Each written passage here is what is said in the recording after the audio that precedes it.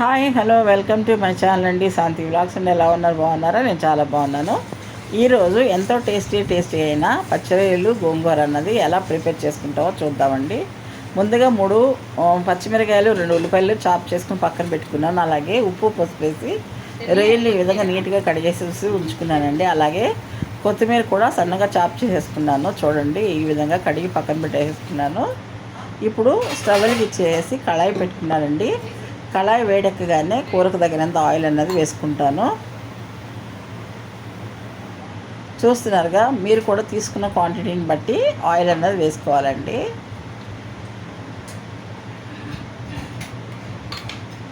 ఇప్పుడు ఆయిల్ వేడెక్కగానే ఉల్లిపాయ పచ్చిమిరకాయ అన్నది మనం ముందే తరిగి పెట్టుకున్నాం కదా, అవి వేసేసుకోవాలండి.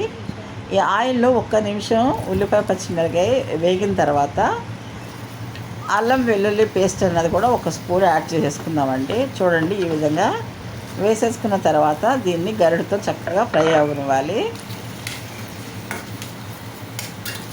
ఇట్లా 1 నిమిషం ఫ్రై అయిన తర్వాత అల్లం వెల్లుల్లి పేస్ట్ కూడా వేసుకుందామండి, ఒక 2 స్పూన్లు.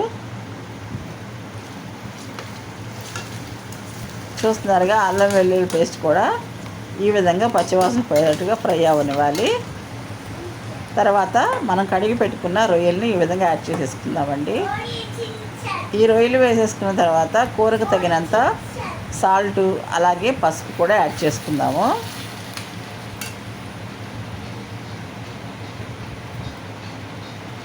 చూడండి, కూరకు తగినంత సాల్ట్ వేసుకుందాం ఇప్పుడు.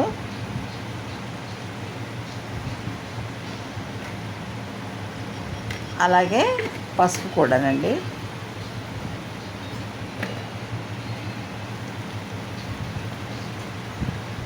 ఇప్పుడు మొత్తం కూడా ఉప్పు పసుపు అలాగే రొయ్యలుకి బాగా పట్టే విధంగా ఈ విధంగా కూర మొత్తం కూడా కలిపేసుకోవాలండి గరిటతో.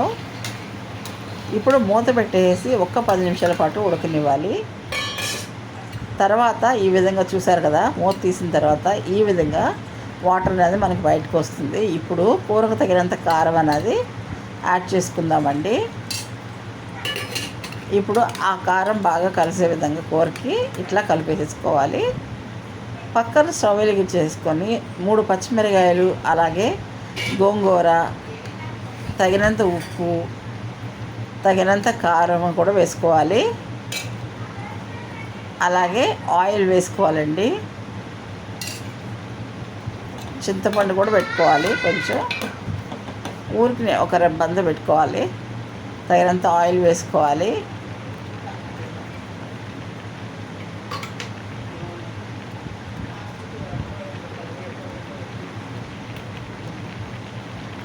ఒక్కసారి గరిటతో మొత్తం కూడా కలుపుకోండి. అలాగే కొంచెం పొడి మసాలా కూడా వేసేసుకుంటున్నాను.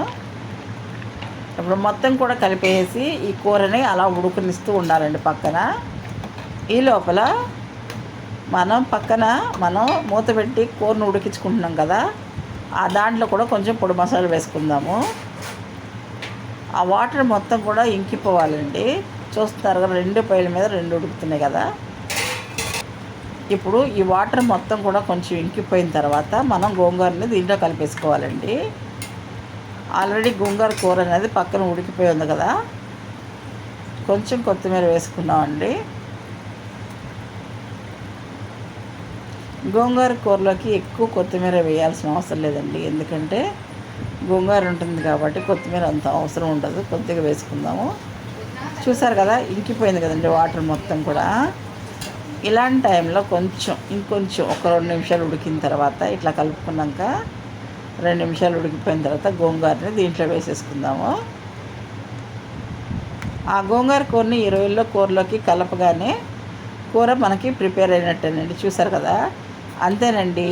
ఇక ఈ విధంగా కలుపుకుంటే ఎంతో టేస్టీ అయినా పచ్చి రొయ్యలు గోంగూర అన్నది మనకి రెడీ అయిపోయిందండి. మీరు కూడా కంపల్సరీగా ట్రై చేసి ఎలా వచ్చిందనేది మీ అభిప్రాయం నాకు తెలియచేయండి, సరేనా? మీకు నేను చెప్పిన విధానం, చూపించిన విధానం నచ్చితే కనుక like and share and subscribe my channel అండి. Thank you all.